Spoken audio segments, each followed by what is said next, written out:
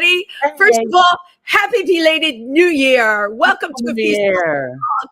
Tim, I'm so happy to see you. Good to see you. How are you, Wendy? Oh my God, I'm happy to not be rerun. Tim Moss and Wendy Stuart were reruns. Yes. It's weird, Tim. Uh-huh. Like not seeing you, not coming down to Pangea, not interviewing people. It was like hallucinogenic, Tim. My days turned into nights, my nights turned into days, and then I went to way too many parties. I didn't know what day it was. I know that feeling. Yeah. Well, it's really, really good to see you. How are you on this? It's warmer out. It's a warmer Wednesday. Yes, it is. New York is having a heat wave of like 45 or something. Oh my God. And aren't we having, it was so cold the other day. And I share this to people with little dogs. I took poor Nugget out, even with a coat on. He got a back spasm. We had goodness. And he froze and started shaking all over. I had to take him back in the house, and it was wee pads for us that day. Uh-huh. It's hard. It's hard for, it's hard for these little guys. Absolutely. So I looked at my calendar. I went to I'm not kidding you, from the beginning of December, over 22 parties. Wow. That sounds like Wendy. That is like just nuts. And I did have some hosting things in there, which was really cool, but it was like 22 things. It's a lot. You know? It's a good thing I don't run out of anything to say. When you're doing that, you have to really limit your alcohol. I'm not a big drinker anyway, but there were some nights I only had cranberry and ginger ale. That's my new go-to drink. Yep, that'll work. That works. A new safe drink. So, my God, this Saturday, for those of you who are watching, if you're in New York, Clover, Honey, and I are going to be hosting the show for the Imperial Court at Boxers in Chelsea, which is like 20th Street between 5th and 6th, closer to 6th. And the theme is the Blonde Bombshell Birthday, because my birthday is coming up. That's right. That's right. It's the most wonderful time of year. And then Tim and I are going to be at the Glam Awards. Yes. The 19th. I think it's the 19th. Yeah. We are there the 19th. So tickets are on sale now. And, just to give a shout out to the Glam Awards, one of my favorite New York events, it's so much talent in the drag world, in the club world, but also it just breathes creativity. The outfits. The outfits people show up in, and a lot of them are kids they're not nominated. They're there to support their friends, but the costuming that, people are sitting in their apartments in Brooklyn, creating these amazing costumes. People that have not studied design, it really is inspirational. I agree. So Tim, what's going on with you? Well, my holidays, my bestie in Indiana, which is where I'm from originally, Nancy, my bestie, she asked me about a month ago, she was like, what are you doing for Christmas? And I said, nothing. And she said, you are going to be my Christmas present. So she flew me out, and I spent Christmas week with her and her family. We had a ball. And then I thought, while I'm out there, I really need to see my nieces and nephews. So I stayed an extra week and went over on the other side of the state and stayed with nieces and nephews and brought the new year in with them. And it was absolutely glorious.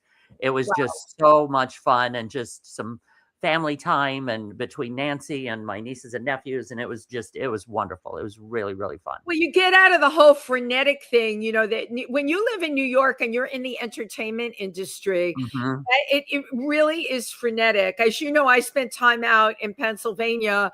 I feed 22 species of birds out there. And I literally, in some of the mornings, spent 4 hours in front of I put in this giant window, and I've got 6 feeders out there. And I have to tell you, it's like Zen, right? You feel yourself completely relaxing. And I'm sure when you're in the Midwest, you're away from all the craziness that we're subjected to. Absolutely. It was like, I completely forgot there are this type of existence in the world still. I know. And like Nancy they have a feeder. Her husband, Steve, has a feeder in the back. So her daughter, Hannah, and I were just sitting at the window, just looking at these birds, and they had cardinals, those bright red cardinals Gorgeous. in the snow that came out, and just, oh, it was so gorgeous. Did you guys have a lot of snow there? Somewhat. It wasn't really bad, but there was some snow. Yeah. We had in Pennsylvania about 5 inches. And what Tim was saying about seeing the cardinals up against the white snow, I also get 3 kinds of woodpeckers. Oh, and nice. the reason they're so colorful, the reason I get them is I make this special bird mixture. I put fruit and nuts in it, and that is the way to their heart. Please share that with your friend Nancy. Yes. Tell her if she wants a pecker, it's fruit and nuts. I will remember that. Of course you will.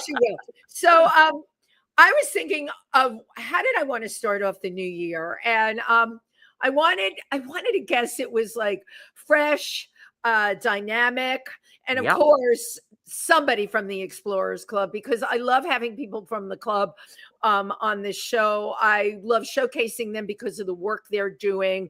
Often, if you're not a member of the club and if you don't go to our lectures there, you'd never know what people are doing. And some of it is just so cutting edge.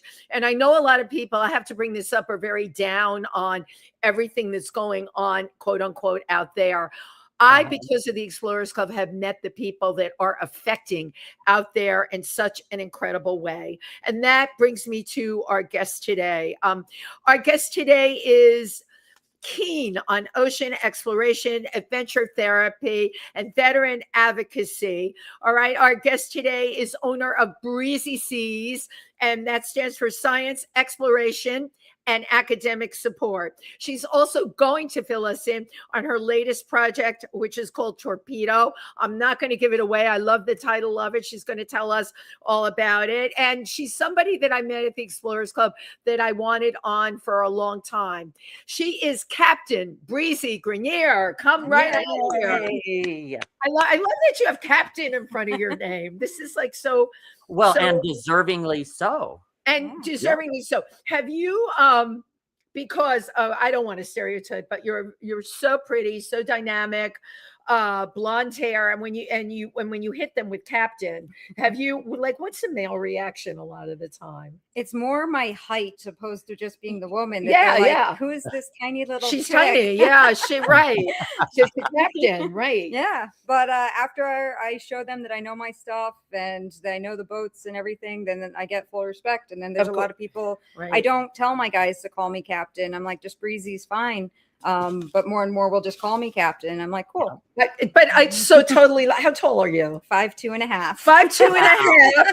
And she's running the show on the boat. I love that. I love that. Well, we are so happy to have you here. It's so great that you're here today. So how did you get into the whole maritime area? That's always a good question. I kind of blame my parents as a joke because we had a beautiful pond on our property.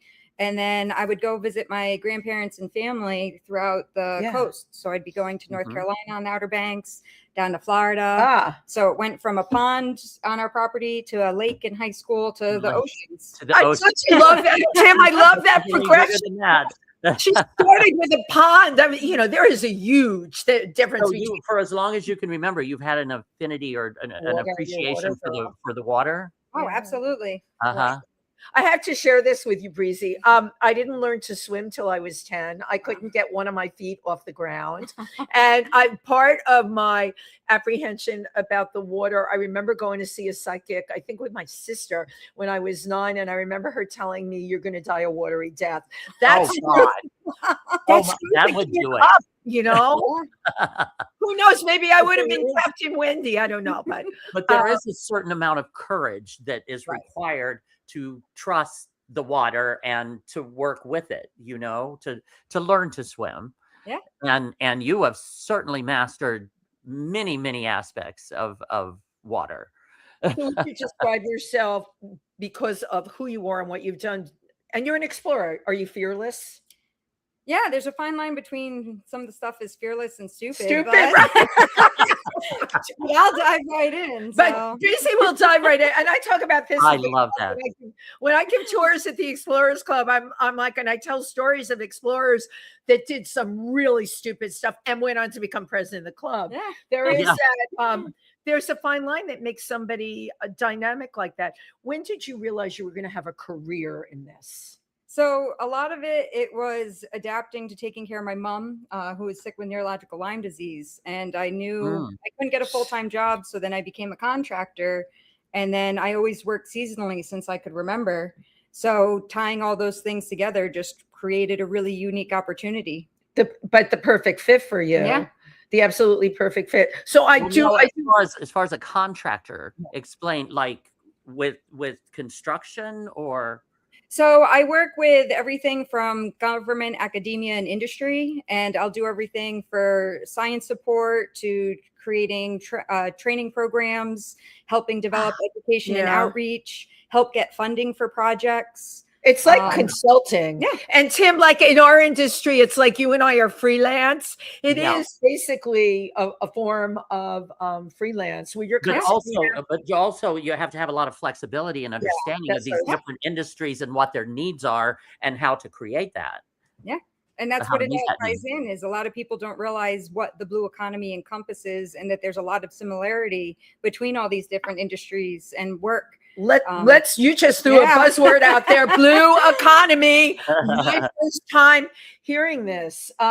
Let's talk about the blue economy and what it is. So the blue economy is really any work that involves our oceans, but everything that can lead to the ocean. So it might be work up on a stream to in the rivers leading to the ocean, our coastal communities. So it's everything from tourism, shipping. I just had a mind blank. It's all the things that you're involved in. Exactly. Right. So maritime recreation, sports, everything's tied people in. Like Tim and I, I don't think about this ever, which is why you so completely fascinate me. I mean, now that you're mentioning it, tourism, that's a big one. Yeah. But it is a very big real economy, the blue economy. Yeah. I am curious how the blue economy is being affected now. I'm hitting you with this one right out of right out of the gate. Climate change. How is that? Because you've seen it, if anybody has. Yeah. Well, a lot of it is a lot of people are taking what they know from land and trying to apply it to the ocean, where you can't really do that. We can take from what we know from the oceans to apply to land. And a lot of people don't have the skills or knowledge to work in our oceans. So it's one of our most dangerous environments. And constantly people are forgetting water's wet, salt corrodes, and there's pressure underwater. So we're trusting them to collect this data, to go do this research. And a lot of it is coming back kind of with it's not correct. Yeah, it's not as correct as it should be. So you obviously have a background in this. How do we fix this? Is it more people studying the oceans in college? Like, what would your solution be to this kind of thing? A lot of it goes back to actual physical skills and actually going out and understanding the oceans. So how dynamic they are. So, I mean, the ocean could go from flat, calm, where you could skip a stone to 10 to 15 footers out of nowhere. Yeah. And how to react. So we need to really learn from our oldest trades, which is maritime, and see what we know and fill in the gaps of what we don't know. Right. What are maritime? It's such a huge ecosystem. Right. Yeah. And I forget what is it? Something like 3/4 of the world is covered by water. Right. I mean, it's a huge mass of our planet that is covered by water, and in a way the least explored and the least understood, because under these oceans you have hills and mountains and valleys and all of that. With the movement of the water would be different than, like you said, in a shallow place where you can skip rocks, so at what point did you realize that you were going to make this it is a big career commitment? Because I know you were turned on growing up to, oceans and stuff like that, but there's a big difference between loving the ocean, right? We have a lot of people at the Explorers Club that are great divers and they love the ocean, but you've really made it your career. What was the deciding factor for you? A lot of it's protect what you love. It's always that corny. You feel you're saying. the ambassador that can do that, right? Yeah. I mean, my huge pivot was when I was in the Coast Guard. We were doing a beach cleanup in the town of Nikolsky out in the island chain, Aleutian chain. There's maybe 30 people that was living on the island. The Aleutians. Yeah. I've heard of the Aleutians. And, we cleaned up over 2 tons of debris, and it didn't even look like we made a dent. And that was my God. From the ocean washing up on shore. Right. Oh, that was ocean debris, not necessarily human pollution or anything. Well, it was man-made debris. Yeah. Oh, God. So I know. So most of the debris that you're talking about is man-made. Yeah. And to your opinions, you believe people are just not aware enough to understand just how bad this is. Yeah, what's out of sight's what out of mind, and if it's out not of sight, out of mind, right? Ain't happening to me, ain't happening in my backyard. I'll just go for a swim in the Caribbean and everything's fine. Yeah. But then, in your knowledge, you're talking about also our reefs and the fish and everything that's in there. Yeah. Never mind the birds that end up eating the plastics. Yeah, single-use plastic. That's the biggest one that we're finding everywhere. I mean, even in all my travels from the North Pole, Antarctica, 2,000 feet below the ocean. Wow. Everywhere you go, you find plastic debris. How exactly does the plastic get in the ocean? Yeah. So a lot when we think we're recycling or we're properly disposing our trash, it's where the trash ends up. So we'll send our garbage and debris to other countries. And it's a lot of times just a chain linked fence separating this huge garbage mound from our oceans. No, she's right about that. Yeah. I remember seeing in India, like when, we were being so careful here about single-use plastic and everything, then going to India. I'm not putting India down, but I remember actually seeing mountains of plastic water bottles. Oh my God. Yeah, I know. And so, all right. So double-edged sword. What is the point of us doing recycling and everything like that if it's not going to be what would be a good solution, like how to improve that? Yeah, well, a lot of it I tell people focus on quality instead of quantity, and even taking this number, if we reuse every single-use plastic just once, you're cutting the single-use plastic debris in half. Right. It's just really getting used to reusing. We don't even have to repurpose it because there's also a lot of issues when we do repurpose some things. The amount of chemicals involved or the process of breaking it down is actually worse for the environment than just throwing it away. So it's a catch-22 so it's very specific to a lot of different types of debris, what we can do. But if we ourselves can reuse the single-use items at least once, that makes a huge difference.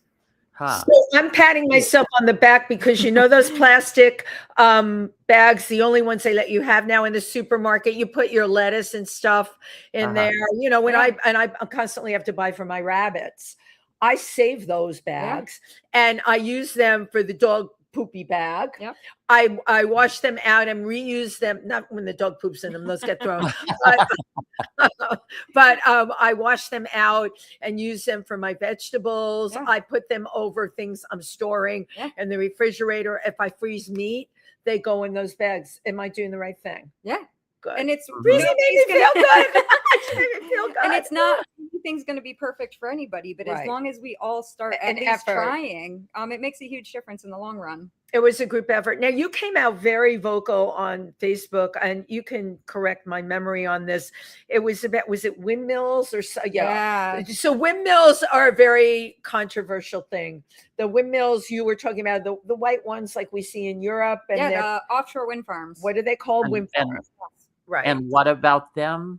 Yeah. So to explain it easy, we're really creating cities in the oceans where it was once pristine ocean. We're making man-made structures, and we're putting man-made structures in the ocean. And when they're saying that it's not going to have any effect on the environment, it's not doing any damage, it's just a lie.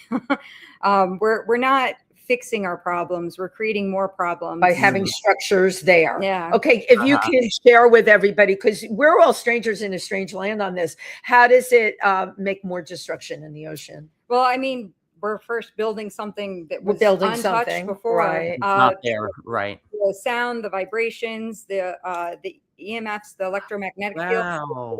I never thought of that. That would upset the Yeah.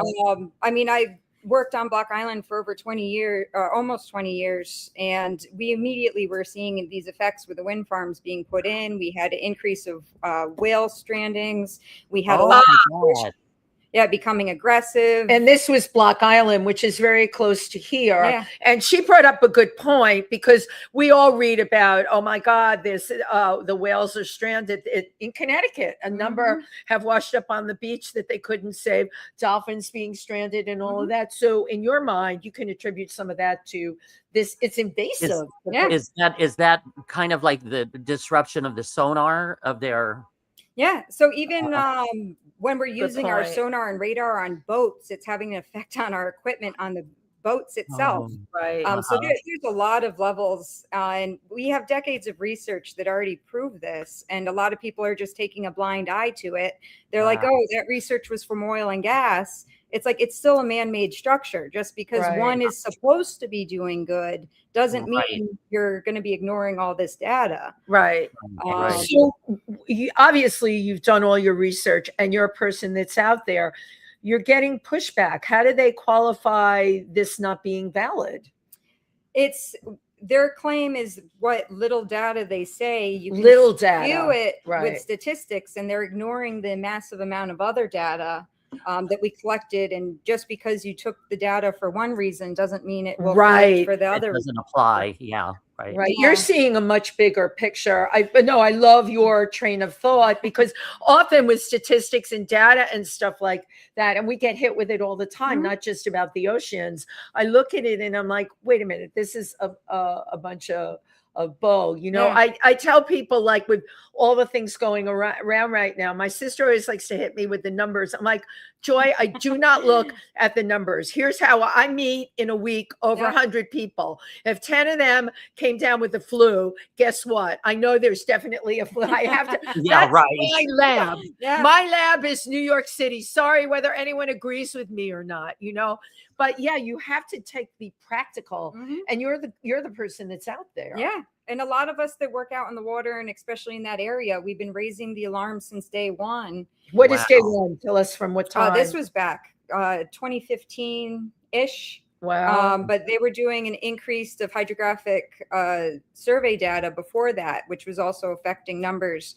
But when you put all the pieces to, especially in the ocean, there's no such thing as a coincidence. It's always something having a direct effect on something else. It's just finding out what. Right. And too often when we're taking on these huge conversations, so especially climate change, we're ignoring everything else and only focusing on one.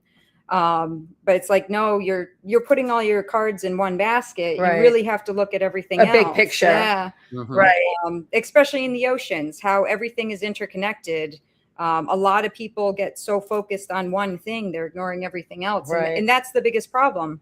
They're trying to say they're just whitewash it with climate change. I'm like, there's a lot more to it. Climate change is a huge component. So if you take climate change and you want to improve things in the ocean, right? Because we all know the temperatures of the ocean are rising. We know you've been to Antarctica. We know it's affecting things. We know in the polar areas, the glaciers are melting. What would you as a person add to it? You're a sensible girl. Let's hear what you have to say. The biggest thing is how we're diverting the natural course of water. That's having a huge effect on our climate. And I mean, even how we have so much water stored in bottles and stored and removed from the water cycle. That has a huge effect on our climate. We're able to change and affect things. By the storage of water. I never thought about that. I didn't either, but that's true, because that's taking it from the source of, like, going up to the clouds and coming back down, and like it's tapping into that volume. Yeah. And then the biggest one, we have tons of pharmaceuticals going into our oceans. It's affecting fish populations. It's what was originally docile species and turning them aggressive. The amount of shark attacks have gone through the roof. You have to ask yourself, what is the reason for that? Let's get to the pharmaceuticals, though, because I don't know anything about this. The pharmaceuticals that are going into the ocean, is this being caused by the company or people emptying out their medicine cabinets? What is? It's a little bit of everything. I mean, how do you stop it? Like flushing down the toilet, it'll end up out there in the. Yeah, it eventually, all streams eventually lead to the sea. Wow. But anything you that really we have to test think in our that urine way. ends up in the water. Like, yes, there's measures that go through and clean things, but when we're talking about the amount that's going in, I mean, even in the States, we still have cesspools. We don't have a lot of not proper septic tanks. There's just a lot that goes into it. But anything that you could test in your urine ends up in. We have huge problems with steroids. Women's birth control is a big one going into the water with hormones. And then those are hormones. Yeah, those are hormonal adjustments. We'll be getting gigantic fish. Oh my God, huge. That are angry. Angry, gigantic. That have an attitude. Yes. Right, fishitude. So, Captain Breezy Grenier, is that the correct pronunciation? Grenier? Grenier. It's both. Grenier. It's French. Okay, Grenier. Tell us the captain. Now, were you in, I'm guessing, Navy? No, I actually was in the Coast Guard. Oh, in Coast Guard. Okay. But I wasn't a captain in the Coast Guard. I'm a boat captain now. Okay. I was enlisted in the Coast Guard. I always make that distinction. Right. And Breezy actually shared, which I didn't realize. I just figure when we hear things like enlist, you have to understand we're in the entertainment world. We don't know a lot of people that are veterans. I met you all at the Explorers, and I love shining a light on you for that reason. I love that you served your country. But like when she enlisted, when you do the Coast Guard, your chances of being sent like into a war are not huge. Yes, it's definitely a lot different than when we're talking about the Department of Defense or the DoD branch, right. Coast Guard's Department of Homeland Security. So and that's more the coast of the country, of our country. Yeah. So even though some of our ships do go international, and we do have some of our guys that go overseas, specifically to Bahrain, that amounts very to small. Bahrain, right? We're mostly protecting our shores, human trafficking, drug trafficking, navigational hazards. Wow. Protecting our waterways. Did you have anything when you were with the Coast Guard in terms of drug trafficking? Did you get involved in that at all? When the ships the ship I was on and the stations I was part of, they had the big drug busts either right before or right after I was. You missed it. All the fun. Yeah. But a lot of our units, we had a bunch of saves. We were out with rescue support. Saves. Those are people that get stranded. Yep. Did you also get human beings that were like leaving like Haiti? And we all read those stories. And not so much where I was. Boats of people, though. You hear about that all the time. Wow. But see, when I think of any like military installation or of the armed services, I think very masculine, very, like it's predominantly men run. And you at, what was it, 5'2"? 5'2.5". 5'2.5". You add that half in there, but 5'2.5". Did you? I mean, I can't imagine the obstacles and the challenges, the extra challenges that were intentionally brought on you.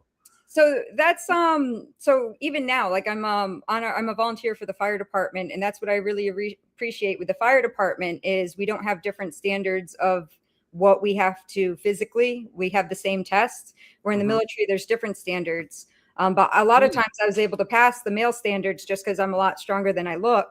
I totally love this. I do too. But the biggest part is having properly sized equipment. So that actually did a lot of damage to my feet, never having proper boots. But that's what I tell people. I was like, each job really should be ranked on specific physical qualifications. Right.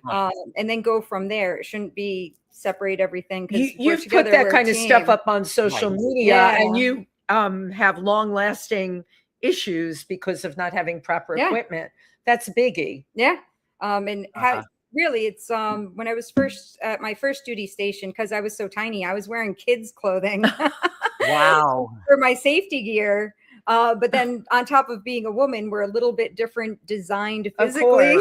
Right. So then wearing that equipment for kids really altered how effective it would be if we're in an emergency situation. Right. That's kind of scary. Yeah. And It's really not fair. We put women in our armed forces, and you're right. You're probably stronger than a lot of men, but there are other areas that you need support in just because of, you're female, they're male, right? They need support in certain areas that maybe you don't, Exactly. but, Did you? this one size fits all thing is kind of bugging me. Absolutely. It's really not right. In all aspects, our educational system, everything. I agree. It's so ridiculous. But I have a question. Where did you get your incredible toughness? Did you have like older brothers or something that just beat the crap out of you or something? I'm not a child, She's an only child. Huge family, and my tallest cousin was 7'2", and the average height on one side of my family is 6'4". Oh my gosh! So I act tall. Yeah, well, you do. I love that. You do act tall. There's, there's no other way. But I also, because I know a little bit about your background, you lost both your parents fairly young. You were really had to land on both feet and survive, and that obviously was not in the game plan. I have one child also, and my husband passed away. I'm still here, but it used to go through my head.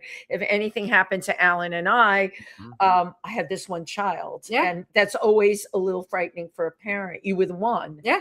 And they passed. How old were you when you lost them? I forget how old I was. I was in my 30s, but my mom passed away at 59 and my father at 67, but just over a year after my mom. Yeah, I remember they were close, and then there you are. It's like, WTF? What do I do now? Yeah. And a lot of what I tell people too is the process. Like, everything was set up. It was supposed to be easy, and when you actually go to do everything you're supposed to after they passed, nothing was a walk in the park. Nothing went according to plan.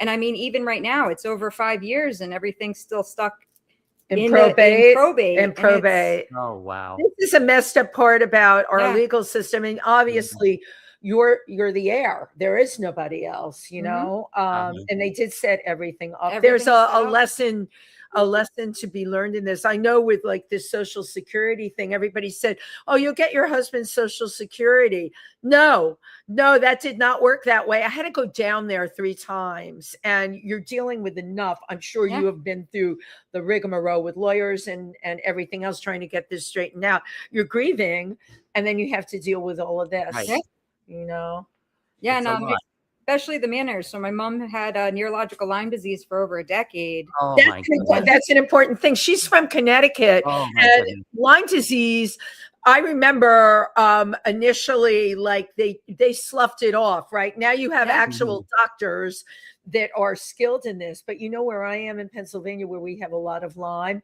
we still have doctors there that don't recognize that. If you go to the wrong doctor, honestly, Tim, even here in New York, it can be misdiagnosed. Totally. You need to go in and ask them for a panel of 5 different tests. If you don't ask for that panel, they'll do like 1 or 2. So even when I went for my doctor here, he's a good doctor. He said, why do you want that whole 5 panel? I'm like, because I'm in Pennsylvania. Excuse me. We're like Lyme City. Yeah. My dog has had Lyme disease. I've had Lyme disease 3 times. I caught it really early on in the game. Wow. But your mom probably got it early on when they didn't know how to diagnose it. Well, even that. So when I was actually 5 is when I have Lyme disease, and depending on, once you have it, you always have it. It's just finding out the cycle. So every 4 to 5 years, I'll lose 20 to 40 pounds within a month. But I just go on doxycycline and I'll gain weight. Yeah, right. But my worst reflash, I was still in the Coast Guard, and I went to the doctors and they tried telling me I was depressed and had arthritis. Here, Tim, all the time. Right. And I went down to 80 pounds. Wow. And I had to call my pediatrician, who since retired, like back then retired. And then he put me in contact with Who Got the Practice. And they're the ones that wrote me the prescription. But I had to really fight and advocate for yourself. Yeah, it's like, I'm not depressed and I don't have arthritis. Right. I'm at my worst reflash, I was 22 years old. And it was crazy. I had to really argue, being like, just give me doxycycline. Like, I've had this since I was 5. I know. It always happens. Like, and they were so adamant against it. It's so stupid because I have friends even now. My other Timothy, he had to go. He went to the doctor and he's like, I was bitten by a tick. He had the bullseye. Sometimes you don't even see it, but you get the symptoms, right? Yeah. And he had a fight with that doctor. And he ended up leaving that doctor, going to another one. The guy said, I'm writing you out the script for Doxy. We're doing the blood work, but I'm writing you out the script for Doxy. Yeah. It is amazing to me that you have to advocate for yourself in this day and age. Wow. And even with my mom, they just wanted to throw her in a nursing home, and she was 49 when she was. Oh my God! First really went, and she was almost immediately straight into hospitals, month at a time, severe dementia. She was in full care. Oh my goodness! And they just wanted to drug her and not take care of her. I was like, she's obviously Irish temper. I was like, you can't. We love that woman in a nursing home, especially with how young she was. Right. Wow. Yeah, they just want to kind of cover the symptom, but not go after what the cause is. Right. So you're taking care of your mom. Charger. You're young. What was going on in your career at that time? Well, that was when I was in college. It had effect on some of my grades because I'd have to take time off, and some of the professors not involved with my major didn't care. Right. But the ones that were part of my major really bent over backwards and were amazing.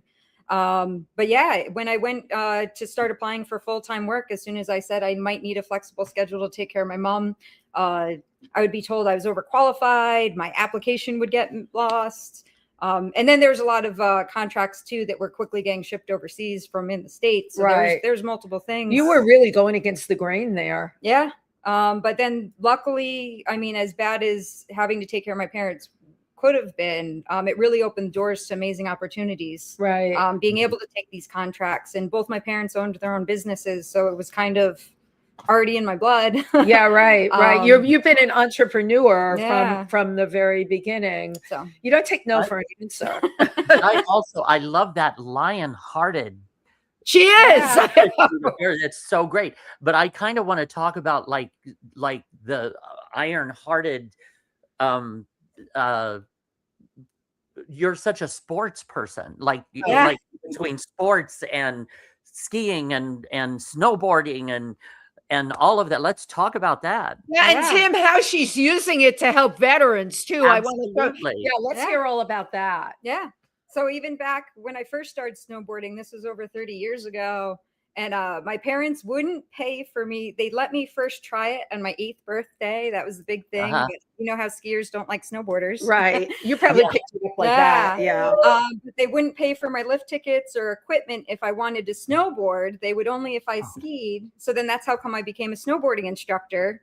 So I could get paid to go snowboarding and be able to snowboard. I love it. I'll just always a way. But I've been an instructor over 20 years, and for over 16 of those years, it's actually been full time, which you don't find much in snowboarding. Wow.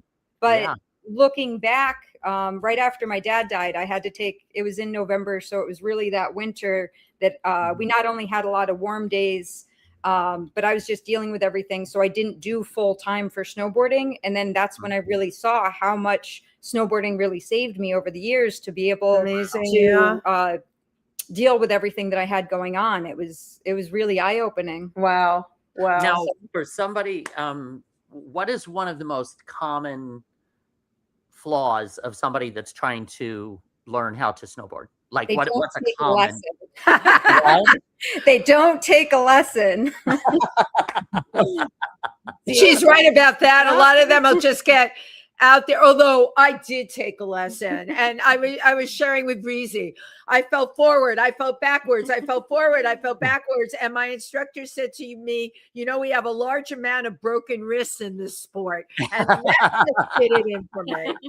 Yeah. So is it the because and with the snow, with skis, your feet are facing forward, and on a snowboard they're sideways, one behind the other.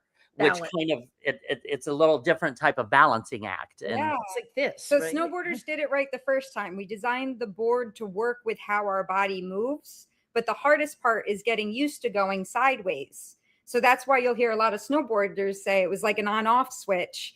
They all of a sudden was like, oh my gosh, I can get this. Once it clicks. It clicks, training your brain. It's okay to go sideways. So all snowboarders can ski. Very few skiers can snowboard. Right. Interesting. Because again, they would carry that knowledge of skiing this way down. Exactly. Right. To turn sideways, because that's more like surfing. Yeah. Longboard skateboarding. It's like surfing on snow. Yeah. Longboard, skateboarding, and surfing. All things I will never do in a million years, but we're happy to have Breezy here to share it with us. You've been able to take your athletic skill set and help veterans that are challenged. Yeah. Tell us how you're doing that. So we do a lot with promoting adventure therapy. So one of the programs we have in New York, we have Hudson Valley Shred Vets. So it's a snow sports peer group that we provide lift tickets, rentals, and lessons if you need. Wow. Getting time on snow. And then also in the adaptive community. So people that have either visible or invisible injuries, we'll provide the additional equipment or modified equipment or just changing the technique to make it work for them. Amazing. To get on the snow. Yeah, it's a really amazing. What are your success stories? I'm sure you have some success stories. Well, especially getting in the veteran world, my new favorite one is, I made sure I brought back my student with all their legs. But the best is just getting that adrenaline back. We have people that were locked in their homes, refusing to go out, for over 10 plus years. And then we finally get them on a chairlift back outside, especially in the winter months. Yeah.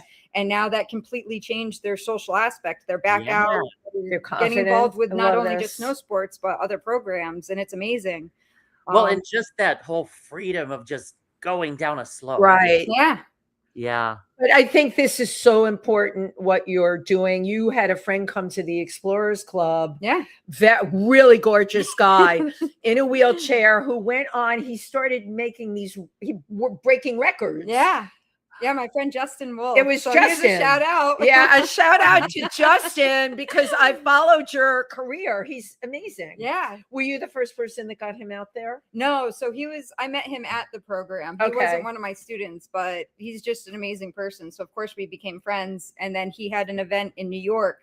So that's how we ended up coming to New York. You know what? God bless you for doing this. I like to shine a light on veterans any chance I get because I feel all too often these are the people that are sacrificing. They're getting out there for a country, and then it's over. I remember I grew up during the Vietnam War, and the people that came back to my neighborhood in the Bronx that were completely messed up for the rest of their life. And there was nothing done. Yeah. And it was perfectly okay. You know, often in cities, you'll see vets on the corner begging. Yeah. That should not be. Absolutely. So when you're doing your thing, when you're supporting these people, how do you raise funds for this, Breezy?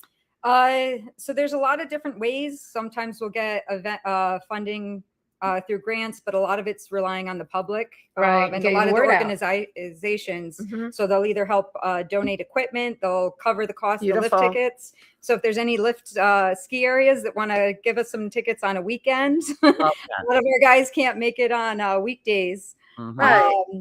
But yeah, there's a lot of small things, especially now trying to even get funding for people to get to the location. Right. I was going to say.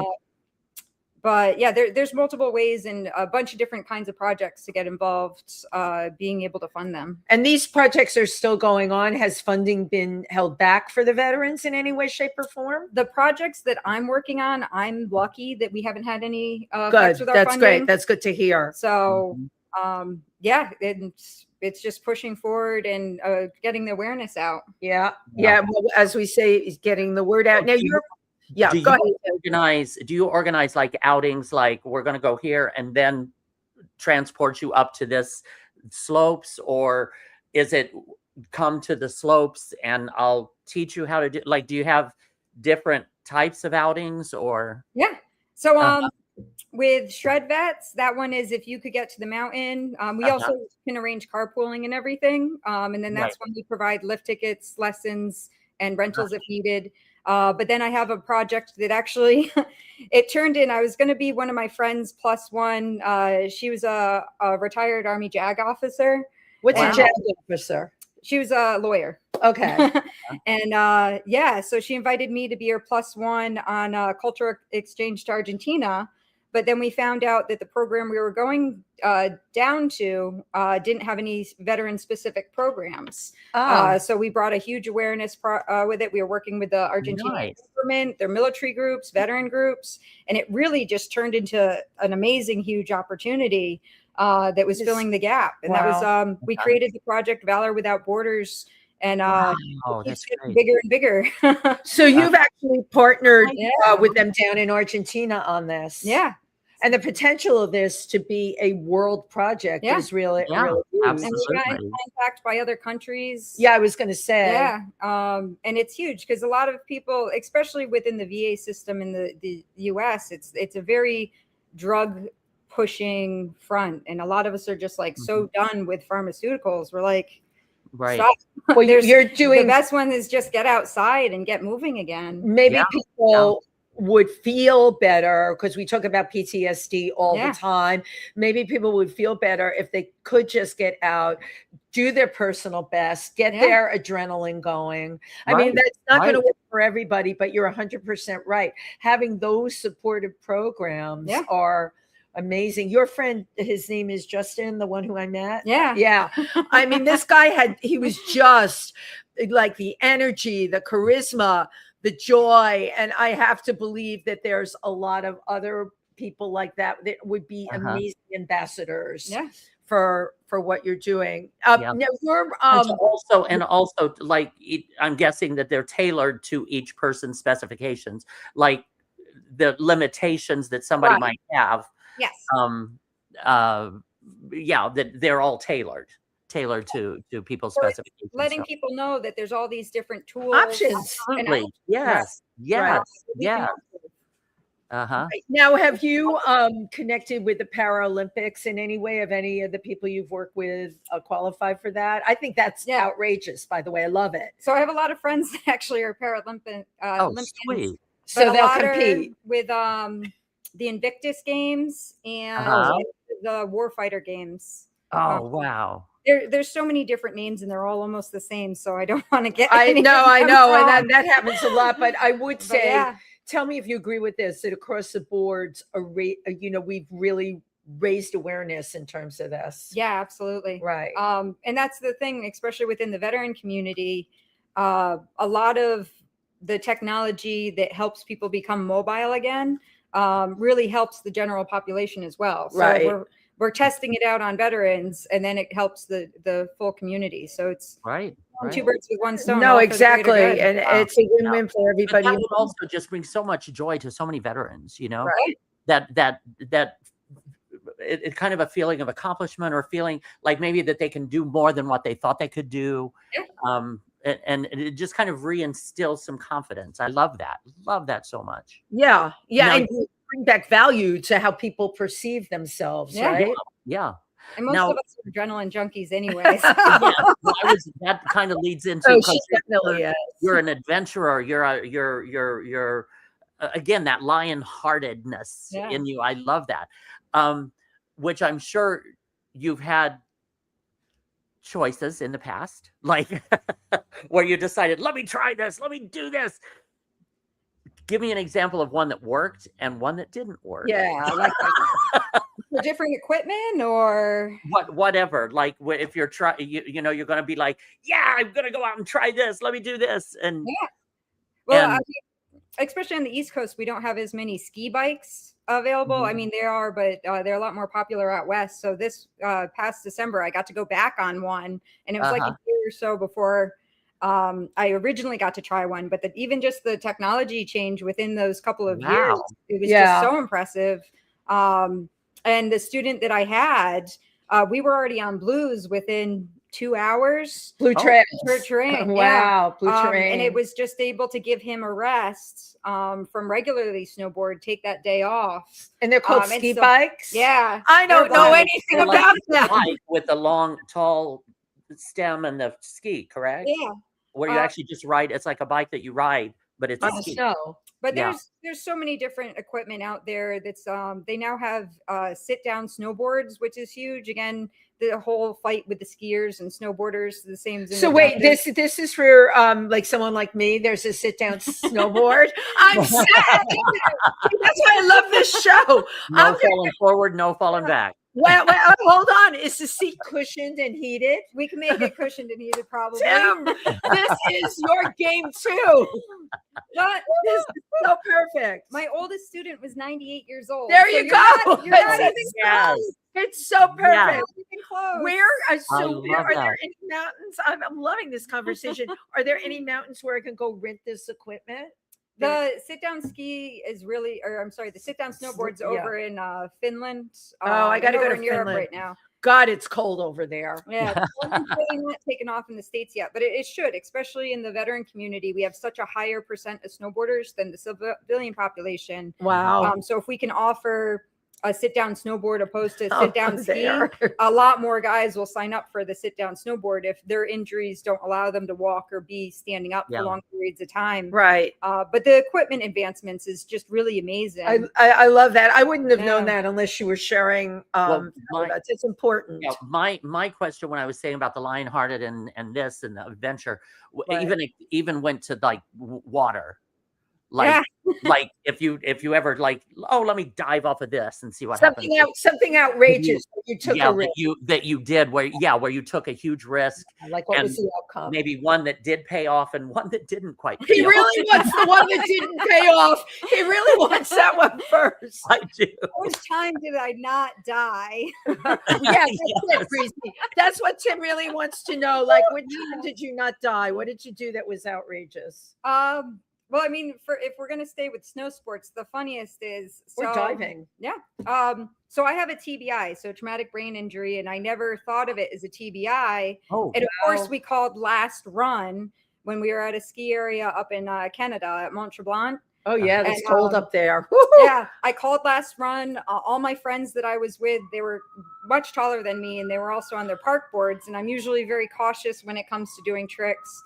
But they all hit this natural side jump on the side of the trail. It's like, all of them hit it. Like, I'm just going to do it. I wake up facing uphill in a pool of blood. Forgot English. Wow. I always thought of it as just having a really bad black eye. I didn't think of it as a concussion. I didn't think of it as a TBI. That's how you got a traumatic brain injury. Yeah. Oh, my God. With a helmet on. I don't wear helmets. That's my God. Okay, so we need to backtrack here a little more bit. of the adventurous. Yeah, that's essential. You did it without a helmet. Yeah. Wow. I'm part of the group that oversafe is becoming unsafe, and we're putting people in protective bubbles, not allowing them to know their actual limits.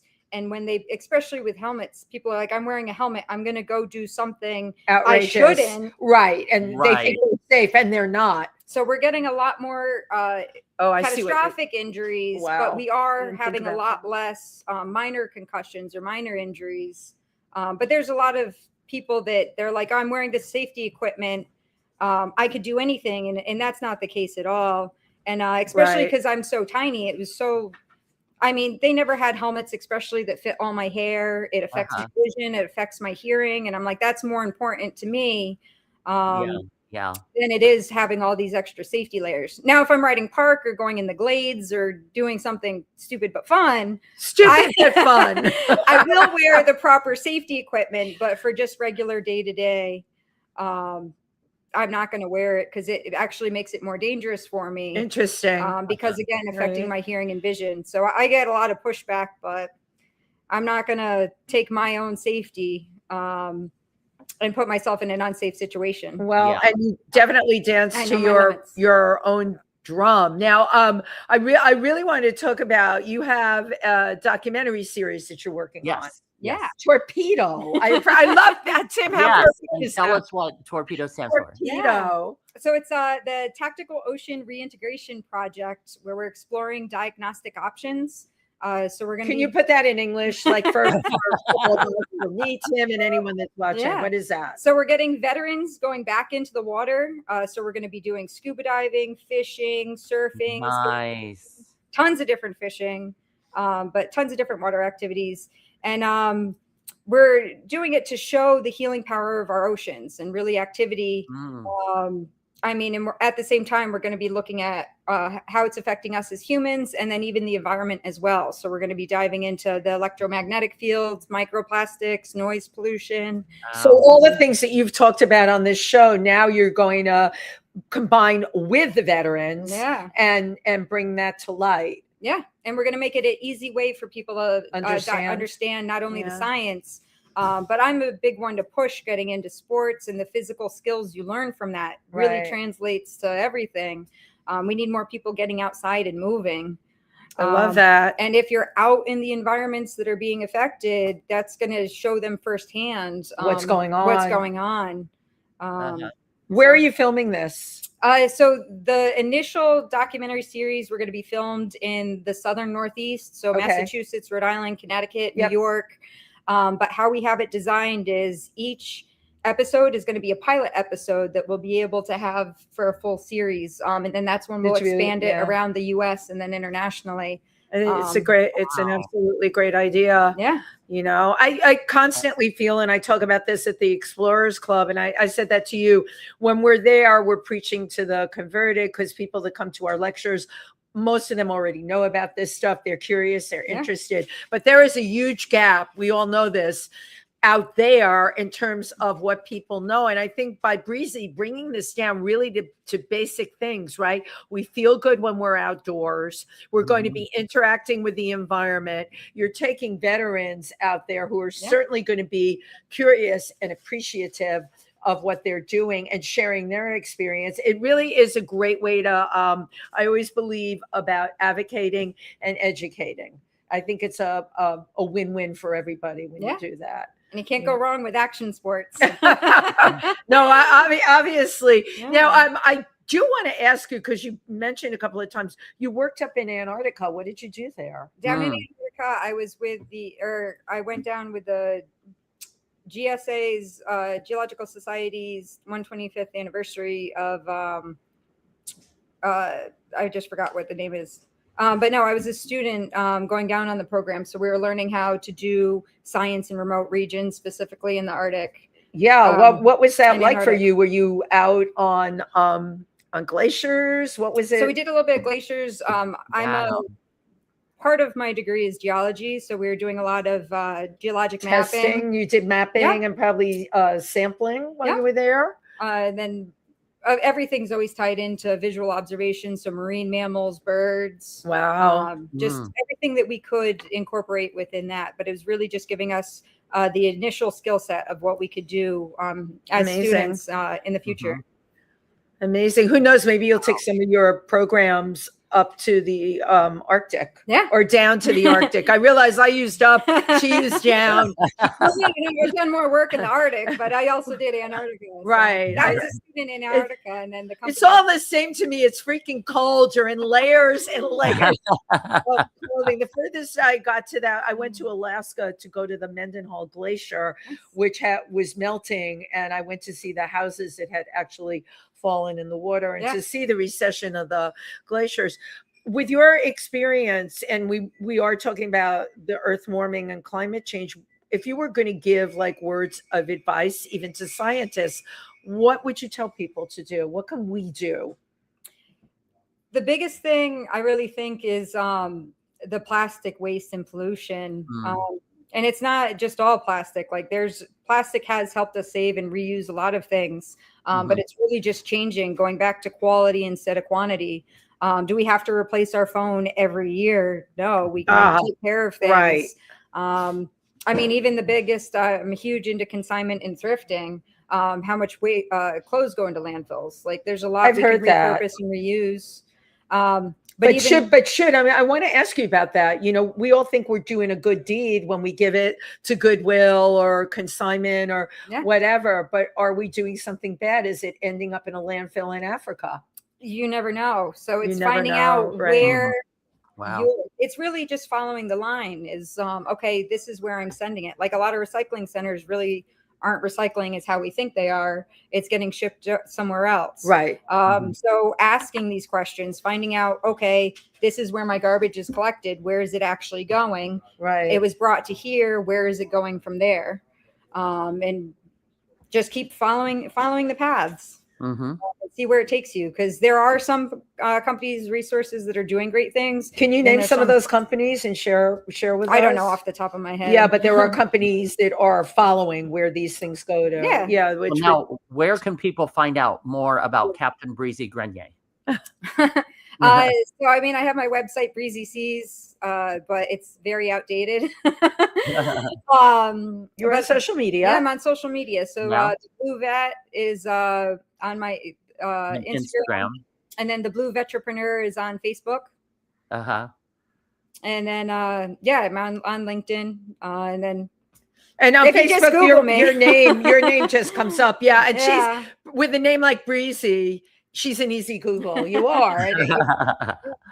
Everything comes up. Well, we also have a couple of comments today that I can never see them. There's a couple here. Just a second. Oh, it's Rose. Love you, Rose.